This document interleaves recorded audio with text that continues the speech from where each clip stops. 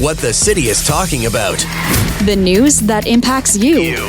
Welcome to the Montreal Now podcast.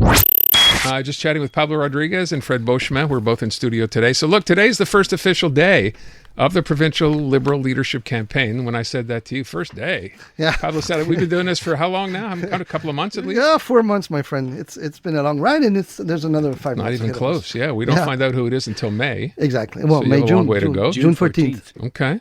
Yeah. Welcome. Thanks for coming back. Thanks for Thank you. This is interesting, Fred, that you're here because you and I spoke when you had declared that you wanted to run for leadership of the That's party. correct. That's and then all of a sudden, it's a couple of months later, you're like, yeah, no, I don't think so. I think I'm going to support Pablo. So what happened? Well, I mean, you have to look at the room, and obviously, the most important aspect here that I'm looking forward to is to make sure that Quebec wins.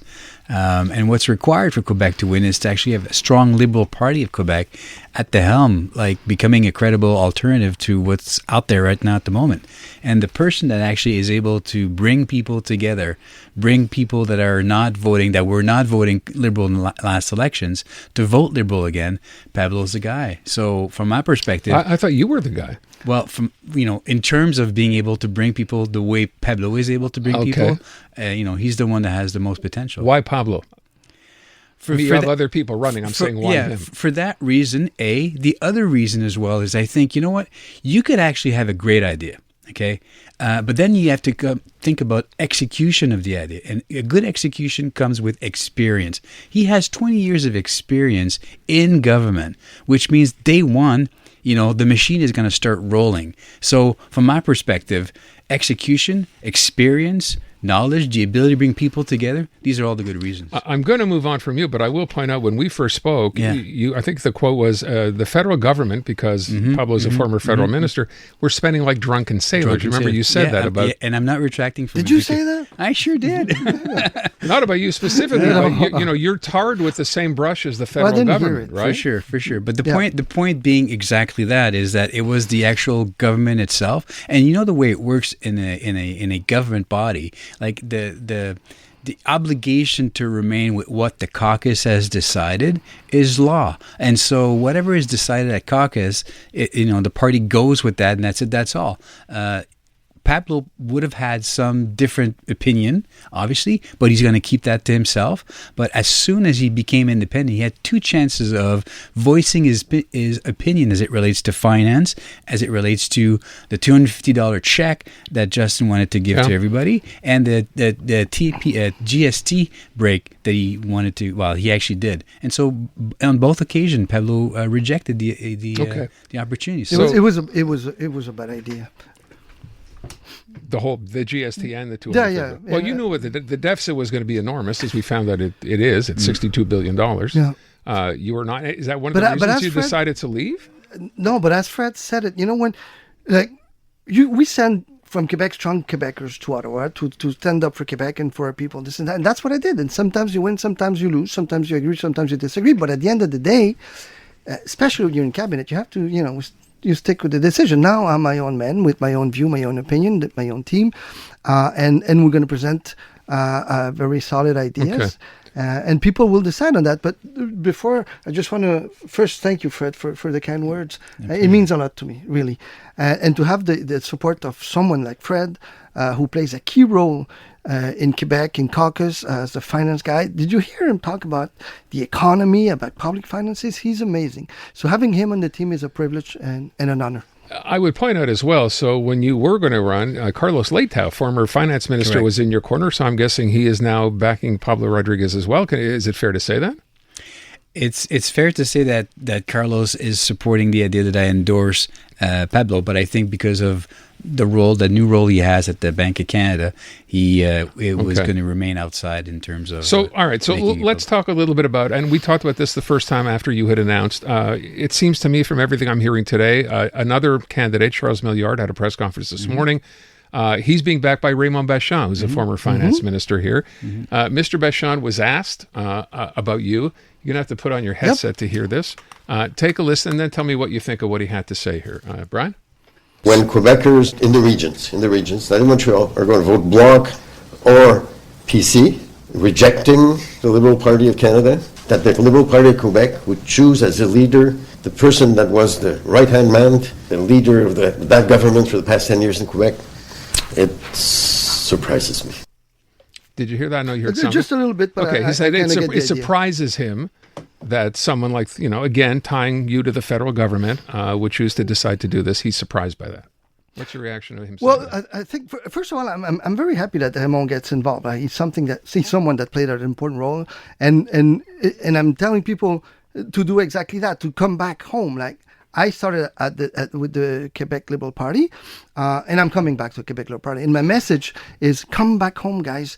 This is your home. This is your party. Let's beat this bad government from la CAQ, and let's make sure we don't have a referendum. That being said.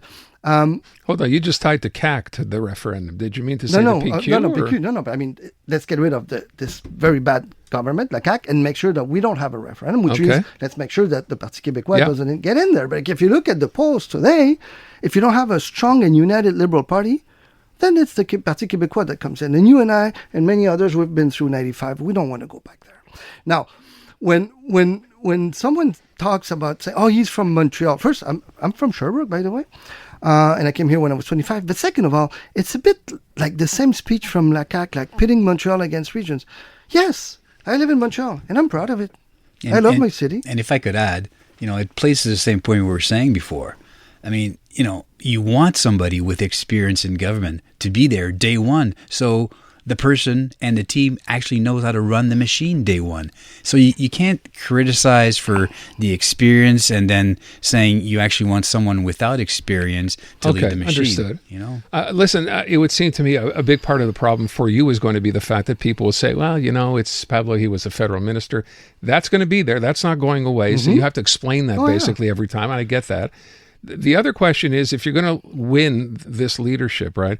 People want to know, what is your position going forward on, say, for example, you talk about, the rest of Quebecers, so the people in the regions. And there's been a language divide for the longest time. I think Liberal support in the regions is somewhere down around 3 or 4%. Some places, it's dismal. What do you do to change that? Well, first of all, the people in the regions are Quebecers like all the others, right? So they want a good, responsible government. They want a government that will improve the health system. They want a government that will invest in education to make sure that our kids finish, their school, because it's the basis of our society. So you actually have a government that has $11 billion debt, but nothing to show off. If you ask someone, is the health system better than before? No. The education system, no. DPG, no. Are we managing well our natural resources? No. We have to improve that. This speaks to all Quebecers, Francophones, Anglophones from the regions, from everywhere. We have to stop talking about this regions against Montreal, Anglophones, Francophones. We're all Quebecers. Wherever you live, whatever you speak, a Quebecer is a Quebecer is a Quebecer. Today, actually, I think I was reading the Task Force on Linguistic Policy, right? Basically telling the Liberal Party provincially, hey, pick a side, tell us what you want to do. Bill 96 is going to end up in the Supreme Court. Some people are suggesting we withdraw from that challenge. Where do you stand on those, on Bill 96? And I know the Liberal Party has said it was against Bill 96. Where are you on this? Well, there's things in 96 that are there that are good to protect French, but others that have nothing to do to protect French. First of all, this is outside of 96, but what they did to McGill and to Concordia, that was ridiculous, and we're going to put back the money for sure. And on 96. Giving the capacity for an agent, or I don't know how you call him, to get into a business, small or big, and just to grab the documents and leave to see in which language you work, that's also ridiculous. It doesn't make any sense. The quotas they're putting on Francophones to go to Anglophone schools, that's also ridiculous and should be abolished. Asking someone to learn French in 6 months, those are measures that are doing nothing to help or support French. Those will be changed. It seems to me that every time we hear from a CAQ minister, whoever it happens to be, this idea of French is in decline. It's in threat of whatever. Do you believe French is in decline in French the city? French will always threaten in North America because we're surrounded by an Anglophone majority. But that's not going to change. And in the Americas, no. But what I'm saying is that you're not going to, increase the number of people speaking French or, promoting French by doing against someone else. It's not a zero-sum game. That's right. So, okay. And, Anglophones have been here forever, and we have to respect that. We have to defend the Anglophone minority. And how do you think that'll go over in the regions when you say something like that? I think Quebecers understand that because it's a reality. The thing is that we're not, if you try to impose French or say, oh, these people are bad because they're Anglophones, this and that, you're hurting your society. You're hurting your people. It's bad for all of us. You could have the carrot and the stick attitude about it, but I think, what Pablo's saying is that the carrot attitude is to actually invest in culture so that the French culture resonates and that, that the protection of the French language will automatically occur if there's more bias towards making sure that everybody wants to chip in within the French cultural aspect of things. And that's the carrot approach, and that works. The CAC says we want immigrants to learn French. Fine, which I'm one of them, right? English is my third language. French is my second. Spanish is my first until 8 years old. But they don't put the resources there. What I'm saying is put the resources there where it's needed. And also, as Fred said, use culture, for example. If kids have more access to more films in French, more TV series, more music, then they'll be inclined to listen to more French content. How do you do that though? And maybe to invest. I did it as the Minister of Culture federally. So you support organizations that support creators. Okay. And that way you may have kids that want to produce more music in French, more TV shows in French, which is good for everyone. But not against the Anglophones. Because for me culture is as much Robert Charlebois than Leonard Cohen. Fair enough. What would you do on Bill 21? Well, Bill 21, we'll see what happens. It's going to be at the court. Yeah. But you saw that Bill 21 has its own limits because it did nothing to protect the students from Bedford, right? And so what the first task for a government is to protect your kids, especially the students when we have a say as a government. So when you have people from the outside that want to take the control, intimidate teachers and the kids, that's a big no way. And you have to deal with that and solve that. And Bill 21 didn't do anything on that. So would you, if you're in government, you're repealing Bill 21, taking it off the books? We'll see what the Supreme Court says. What I have a problem with is using the notwithstanding cause proactively, because that is dangerous, because you shut down the debate at all stages, and that's not good for democracy. Let me move from real quick before we run out of time away from language and talk about the economy. We mentioned about $11 or $12 billion deficit, whatever it happens to be. A lot of people point to this CAC government. You said at the beginning, the CAC on the economy. No. What do you do differently with them? What's their mistake up until now? What have they done wrong? I think they didn't understand the economy. I think they didn't understand how to manage it. Even if they said we're a government of accountants, a gouvernement comptable, they say that. You have to invest in our own businesses, in our own small and medium, which are 95% of all businesses, in intellectual property also, so you can own it. And also look at different markets, because now we're seeing the danger of being so dependent to the United States. It's a little early to say what should the position be. You've heard the premier come out. He had a chance to meet Donald Trump, and he kind of threatened with aluminum, because that's a big part of what we do here in Quebec. What would you, if you were in that position now, what would you be doing as an answer to Donald Trump? I was, in a way, in that position where we negotiated the first free trade agreement with Donald Trump. I was part of the team because I was Minister of Culture, and he wanted to take away the protection for our culture, which is a big no for us as Canadians, especially for us here in Quebec.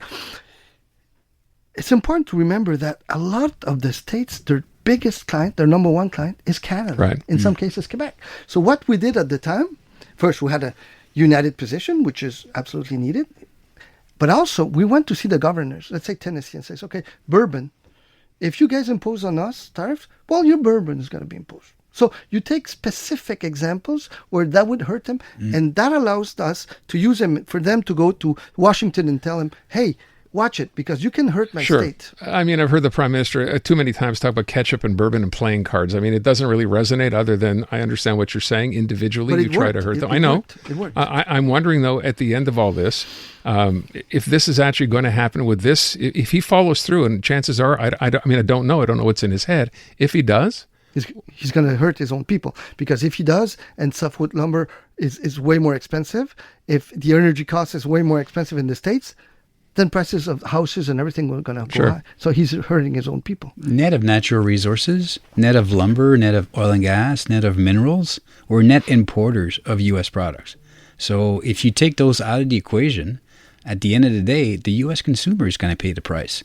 So it doesn't make any logical sense. I mean, the objective is to win. Use the word that Donald Trump doesn't understand. I know, I think this is logic, I but understand. yeah. Okay. You know, at the end of the day, he has objectives specifically for perhaps, you know, some sector of our economy, and we'll just see what that is. But, you know, in 2017, he wanted to renegotiate NAFTA. He did. It didn't work But now he out. wants to renegotiate it 6 years later. My last question, I'm very, very late here. Do you believe it's the right thing to do for individual provincial premiers to get involved in this?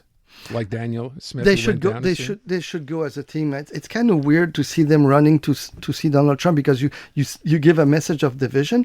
I think you need more leadership from Ottawa, and you need provinces to work together. I mean, I know Legault is not used to this because, I mean, he's not a big fan of Canada, but at the end of the day, this is our country, and we have to work as a team, united team. Pablo Rodriguez, Fred Beauchemin, thank you both for coming in. I wish you the best of luck. Thank you. I hope Thank you we'll very get much. to I'm talk privileged again. to have this guy with me. Thanks for having us. Thank you. Informative, Interactive. and always interesting. This is Montreal Now. All right, Carmi, let me start with, first of all, thank you for being here. I want to start with the big story this week as far as tech goes, I think. We talked before about the U.S.'s plan to ban TikTok. That's actually supposed to happen by January 19th. That's Sunday. Where do we stand on this right now? It's like a snow globe, Aaron. No one really knows where this is going to end up because there's so many balls in the air right now. The law, it's counting down to that Sunday deadline, January 19th. The company has until then to either sell themselves to an American owner or be at risk of being forced to shut down by the U.S. government. There are a number of things that can happen at this point. The law, it's known as the Protecting Americans' Data from Foreign Adversaries Act. And that law has a provision in it that President Biden, if he wants, he can ask for a delay. He can give it up to 3 more months to find a buyer or negotiate some way out of this. He hasn't said anything yet. If he's planning on it, he's keeping it real close to his vest, but we're watching and waiting to see if he weighs in on that. We're also waiting for the Supreme Court. They heard arguments almost a week ago, last Friday, and it looked like they were going to uphold the ban, that they basically say the law is the law and too bad TikTok, but we still haven't seen an actual ruling from them, because if that ruling it overturns the law, then all bets are off and TikTok continues operating as it always has. We're also seeing lots of news reports about potential buyers for the company. Kevin O'Leary was seen down at Mar-a-Lago bending Donald Trump's ear, both at the club as well as on the golf course. And apparently he's talking about a possible deal with a billionaire guy by the name of Frank McCourt. They're saying that it's called Project Liberty is what they're calling the initiative, and they're raising money via crowdsourcing to pay for this. And so no one really knows how this is going to end up, but I know that I've canceled everything I'm doing this weekend because this is it's the biggest story in tech now, probably the biggest story in tech in a very long time. We've never had a social media platform that's used by, in this case, 170 million people in the U.S., 14 million in Canada. We've never seen a platform like this just go dark. And so the stakes are incredibly high, and it's going to really go down to the wire, and we'll be watching it super closely. Yeah, I love that you're describing this like as a nerd. This is kind of like your Nerd World Series, isn't it? Oh, it totally is. I mean, in all honesty, Aaron, I'm not getting any sleep. I'm speaking to media around the world this week. I've got a middle of the night hit with a Johannesburg radio station because they want to know what the heck is going on with TikTok in the U.S., and everybody's interested in it because even though this is an American law and it'll only affect TikTok within America's borders, we're Canadians. I've got a lot of followers on social media who are based in the U.S., and so what happens if they're compromised? My audience, a good chunk of it anyway, disappears. And if you're a digital influencer or a creator or a business and you're relying on TikTok for your business, for your career, that's potentially a major hit to your revenue. So a lot of people are interested, and literally the entire world, it's like they're making popcorn, pulling up a chair and watching because everybody wants to know what's going to happen. And will TikTok still be alive on Monday when we wake up? Well, we'll see. Now, I was hearing Robin Flynn, one of our regulars here on the station, was telling me about since this is now in jeopardy, since TikTok is, right, there's these other sites out of China, whatever, that have sprung up and people are kind of merging over to them. Do you know about these? Yeah, one is called Red Note, Right. and so Chinese-owned app. It looks almost like a mix up. Sort of take a little bit of Instagram, a little bit of TikTok, maybe some e-commerce from Amazon, kind of mix them together, throw in some Pinterest for good measure. And it kind of looks like that. In Chinese, it's called Xiao Hong Shu, and it stands for Little Red Book. And there's another app called Lemon 8, the 8 being the number. And this app, if you've heard of it before, there's a reason for it. It comes to us from ByteDance, which is the same company that owns TikTok. So both of these apps are spiking in popularity. Red Note is number 1 in the App Store, both Google and Apple, and Lemonade is now number 2. And in fact, because everyone is downloading them, we're seeing TikTok refugee, that hashtag, just absolutely spiking in popularity across social media. Everyone's looking for an alternative. That we're seeing YouTube accounts, Instagram accounts being used almost as lifeboats. Where content is being posted to them, and they're sharing with followers, this is where to find me. And so I find it interesting that TikTok is being targeted because of its national security concerns, that it collects data and possibly, we're not quite sure, but it looks like it, shares data with the Chinese government. And now what's the app that everybody rushes to when TikTok is threatened? A couple of Chinese apps that could very well be doing the same thing. So a little odd. I think people need to do their homework a little bit and realize who they're getting into technological bed with. But this is certainly another trend that we're going to be watching. I don't expect that we're all going to be using Red Note for the long term. This is really just a short-term blip. Once the situation with TikTok settles down, I suspect there are going to be a lot of people with Red Note sitting, gathering dust on their phones, which is probably also not a good idea because even when you're not using it, it's still collecting. Yeah, it's funny though, right? You're right. It's owned by the same people, right? By ByteDance. It's kind of like you need a fix on social media. So if you can't get your Twitter because your word is going to disappear, you'll find anything. And now you found this. It's really kind of nuts. Yeah, you kind of do. And I think we all have to, look at our social media use in the first place and go, do I really even need to replace TikTok? Maybe I can just claw that time back. Imagine. The other thing I wanted to mention, given the terrible situation, of course, the LA wildfires, that maybe this shouldn't even come as a surprise, sadly. Scammers basically trying to exploit the situation there. What are they doing? They're trying to insert themselves in the middle of a conversation. So you'll see in your social media that there are posts from relief agencies who are asking for donations, GoFundMe campaigns to send money to victims who've had their homes and businesses destroyed. And which is, something bad happens, a disaster hits an area, especially one that we're all familiar with. We know so many people there, so many expats and Canadians there as well, and we want to help. And so what scammers do is they descend on disasters like this, and they're doing it here, essentially trying to pretend to be real relief agencies and that you should donate to them. And so they're showing up on social media, they're showing up on messages, the email, text messages, messages on your DMs in social media as well. And so basically what you have to do is be extremely careful if you're inclined to make a donation. Make very clear that you have verified that this is in fact a legitimate organization. Don't respond to social media and messaging outreach. Go directly to the website. Download the app of the organization that's providing the relief. Don't use intermediate communication platforms. That way, you bypass the criminals and you ensure you're going directly to the source and you're not just handing your money over to a crook. This happens every time there's a disaster, and sadly, the California wildfires are no exception. Last thing I want to get to, because I was not aware of this, you mentioned YouTubers are selling their unused video footage to AI companies, because now, of course, this whole mission is underway where, people are going to pay to use news that's not theirs. How is this working? See, AI companies need footage in order to train their video platforms, because we're seeing a lot more video, in order to know what they're doing. So if you want to be able to say, OpenAI has something called Sora, which is a video generator.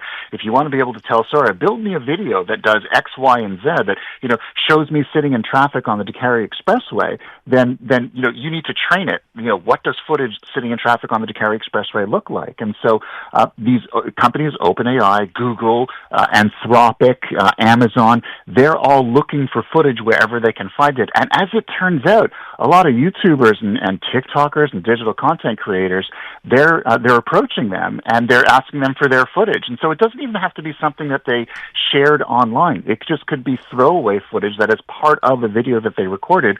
Maybe they didn't use it in the final product. It's still good for training AI, and they can get between $1 and $4 per minute of footage The higher the resolution, the higher quality, the more money they get.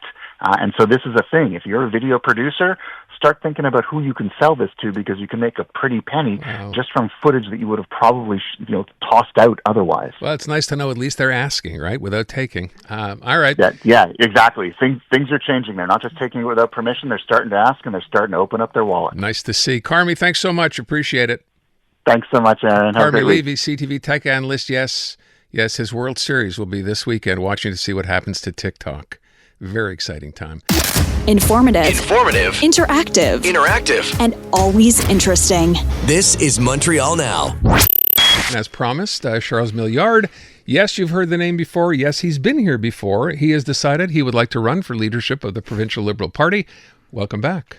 Happy to be here. It's a big week. We had Pablo Rodriguez in here the other day, along with Fred Beauchemin, and now you're here. And I think so far it would be safe to say you too, and I'm speaking of Pablo, probably have the most name recognition, I think, so far.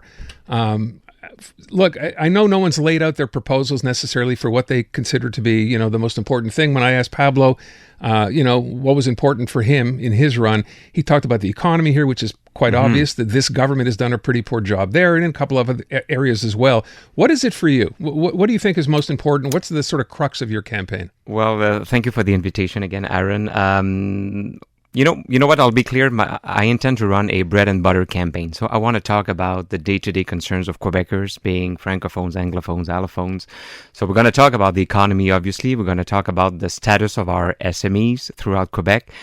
And we're going to talk about the different regions of Quebec. So I started my campaign on the road 2 days ago in the Outaouais region, in the Pontiac region, close to the Ontario border. Actually, I started, my campaign on Tuesday morning in Waltham, which is an English-speaking community just north of Fort Collonges. And I wanted to do that because I want the renewal of the party to start in Outaouais and then moving east. Outaouais has been good for us. Montreal has been good for us. Laval, Estrie. So I want all those people to come back home. And then I'm going to go to eastern Quebec, and I'm going to go to the Quebec City region where I'm from. And we're going to do a very factual and maybe a little bit emotional campaign that talks to Quebecers of all walks of life. I can certainly see where talking the economy is not going to be a hard sell. A lot of people, have seen what's going on, that deficit over $11 billion, the biggest in Quebec's history. That's an easy sell, I think, to most people. And I wonder for the Liberal Party, what's a harder sell, and this is always going to come up, is the regions. You start in the regions, but the issue has been this Liberal Party provincially has been decimated in the regions. How do you win them back? Well, hence a candidacy like mine. I'm from Levy. I lived in Levy for 24 years, studied in Quebec City, then moved to Montreal for 20 years, and now I live in North Atlee in the Eastern Townships. So I've been around Quebec, and I think that the people that we know to convince to come back or to come for the first time to the Liberal Party of Quebec are my neighbors, my parents, my family. So those people have been away from or afraid of the Liberal Party of Quebec in the past years. And I want to talk to them, and I want to tell my Montreal friends that I know them. I'm going to go a lot in the different regions of Quebec in the coming months. I'm going to come back to Montreal because I love Montreal too, but we're going to win this outside of Montreal. So I need to go there, and I need the Montreal people to help me go there and convince them. Of course, too, that in Montreal, specifically where the Liberals have traditionally done very, very well, at least up until the last election, there's some love lost here for this provincial Liberal Party, and a lot of that is over language and the choice by this Liberal Party now not to defend Anglo rights. What are you suggesting? What's going to be different in your campaign? Yeah, and don't get me wrong, I don't take Montreal for granted in any way. But again, the CAQ and the PQ has been divisive for all their political life, about the language issue. As you know, I come from a 100% Francophone family. I learned English in Ottawa and in Montreal. So again, the people that we need to convince, I know them, and I want to tell them in French that the English-speaking community, that the immigrants in Montreal are part of the richness of Quebec. And that's what we need to tell. And I want to exemplify that by the life that I had so far, both in the regions of Quebec and in Montreal. And when it comes to the language issue, of course, if we can call that an issue, I I want to unify Quebecers. So English-speaking Quebecers, French-speaking Quebecers have the same problems when it comes to healthcare services, education, transportation.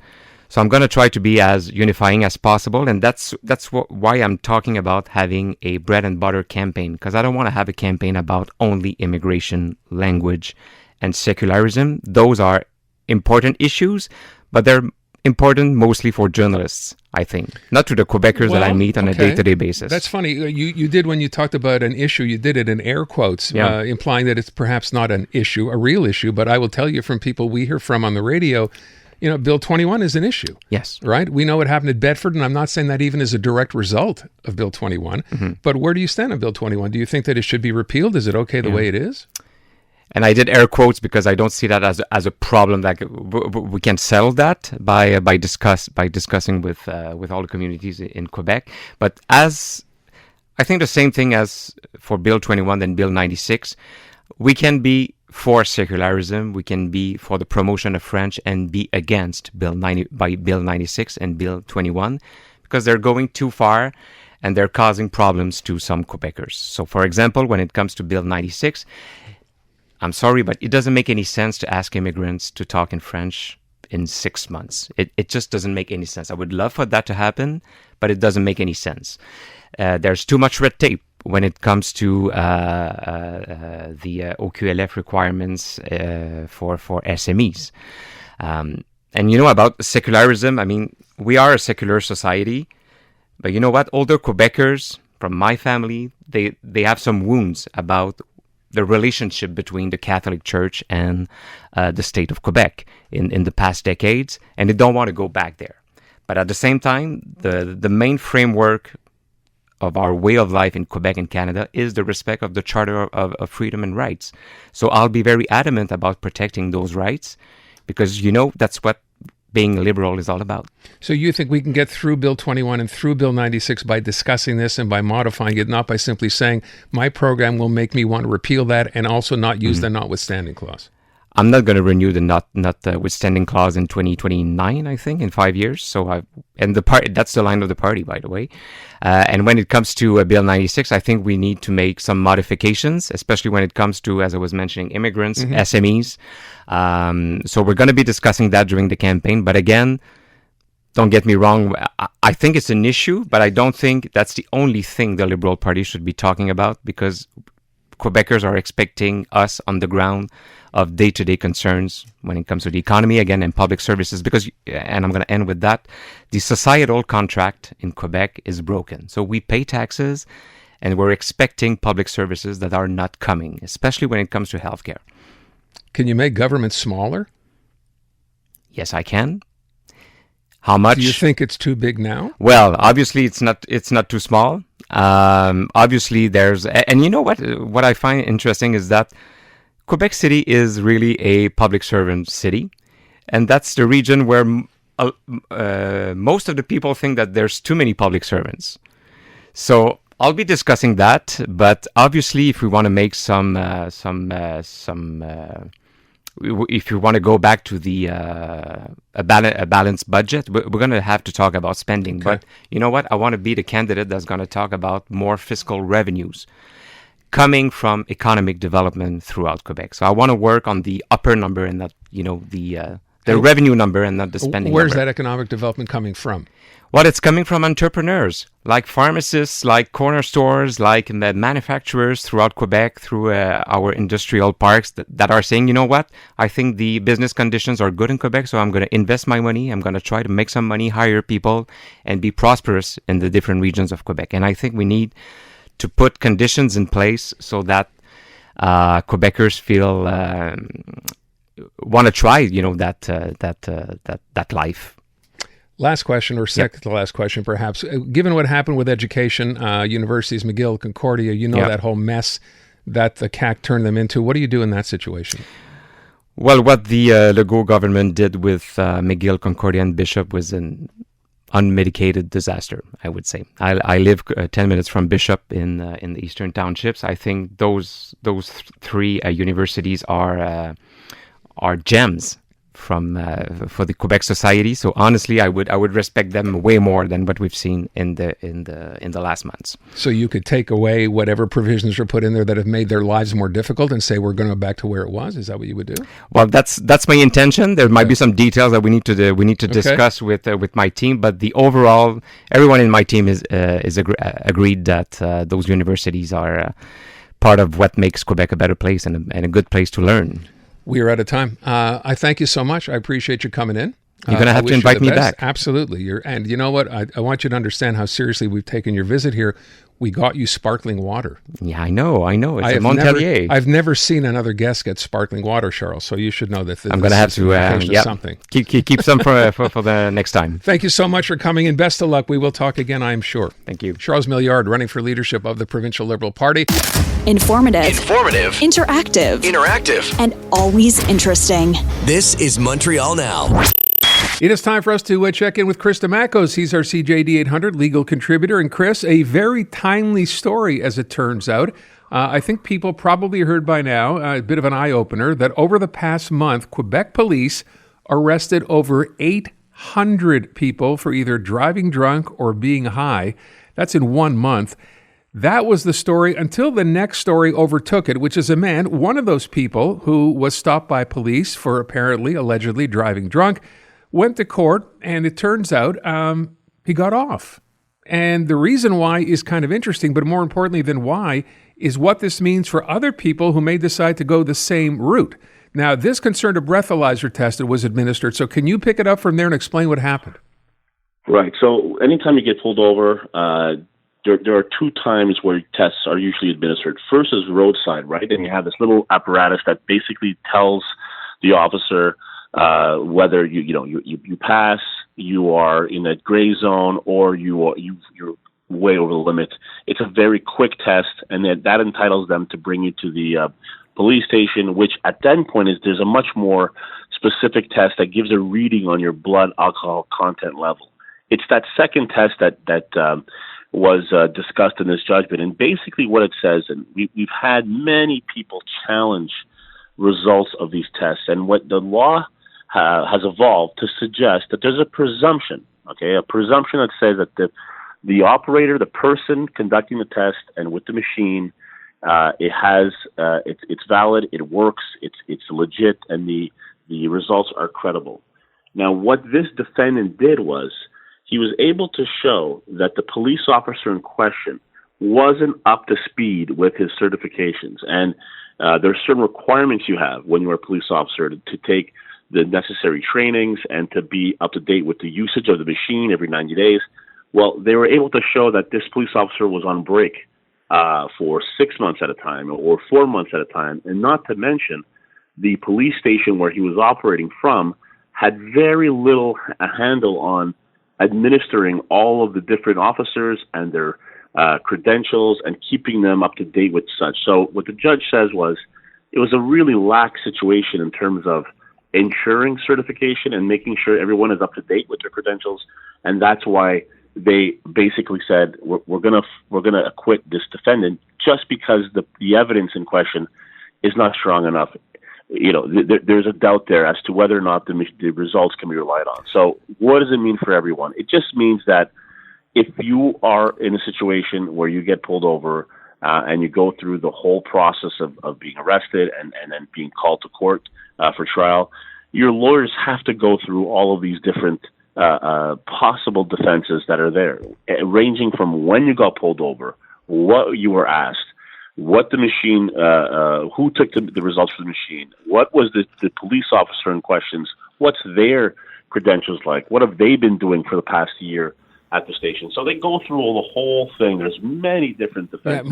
Sorry, I'm going to stop you just for 1 second. My first question would have been, how would you even know? Like, what kind of work would you have to do as this man's attorney to be able to find out about this one specific police officer, the fact that he'd been on leave? I mean, that seems like way more than you ordinarily would do in trying to plead a case like this. Actually, that's a very good question. So what you get handed to you is a full disclosure of the evidence, and as a defendant, you're entitled to have these things. You can send subpoenas, you can make requests, you can have all of these things. And what has happened with the hundreds of years that we've had now with the criminal justice system is we've had precedents where, because courts have ruled on these matters, defendants can request them. So what's going to happen here? I mean, you raise a great point. What does this mean for all the other defendants who got arrested? Does this mean they can rely on this judgment?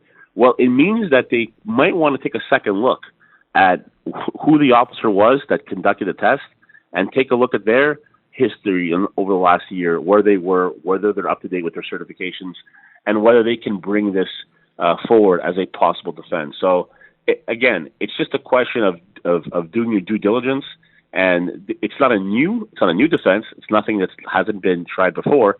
It's just that in this case here, the judge basically said, it was very lax in terms of keeping everything up to date and administering certification. So this defendant was fortunate enough to have that as an option, as a defense, and it worked. I wonder, when we talk about what this means, I mentioned right off the top, 800 people stopped in 1 month, right, by Quebec police. Does this become the standard now for defense? I mean, if this guy got off and he's done the work, his lawyer did the work, does that, you think, mean that a lot of these cases will just get thrown out, or is each one handled on a different individual basis? Each one is handled on a different basis, and I would suggest that this situation that arose, I can't speak for all the different police stations and how they run, but I would say this is not prevalent. It may be, maybe there has been a tremendous amount of budget cuts and monitoring these things has dwindled in terms of their diligence. But I would suggest that it's not so common to have this situation come up. But the point here, what people should take from this is you have to go through all the possible scenarios, and it's not about getting somebody who's guilty off the hook. It's as important for the police to to conduct themselves with their obligations just as it is for a defendant to do theirs. So this is more of a question of the police not doing what's required by them to ensure that these judgments stick, more so than what the defendant did or did not do. Okay, and we don't have a lot of time, but I did want to talk on this other topic that you have in your sheet today, which is this idea of people living in condos, and this is something I've not heard of, now being forced basically to sell their condos because they can't get along with their condo board or other people in the building. Is this starting to happen more and more? More and more. First of all, the condo situation is a real tough one, just because they've gotten so small and so expensive per foot that most people now are not considering it, especially young families. But that being said, amongst those who are condo owners, if you have one owner that is completely not getting along, verbally assaulting, physically assaulting, being a real problem within the communal environment, there have been more and more, and successfully so, motions to have them completely removed from the communal environment and forcing them to sell their condos. So, I know we don't have much time, but you'd be surprised how prevalent this is becoming. So if you are looking at buying a condo, you have to do your due diligence again. Look at the condo meetings, see where they are with their budgets, see what's wrong with the condo. It's not just a question about what it looks like from the outside, how spacious it is. You want to look at the details about how this condo association is being run. Is there a lot of conflict? Are they having meetings about issues, defects? All this stuff is so important before you enter into a purchase contract for a condo. So what we'll do, we'll kind of focus on that, I guess, next time we chat. Chris, thank you so much. Appreciate it. Thanks, Aaron. This has been the Montreal Now podcast with Aaron Rand. Listen live on your radio weekday afternoons from 2 to 6 on CJAD 800 or through the iHeartRadio app.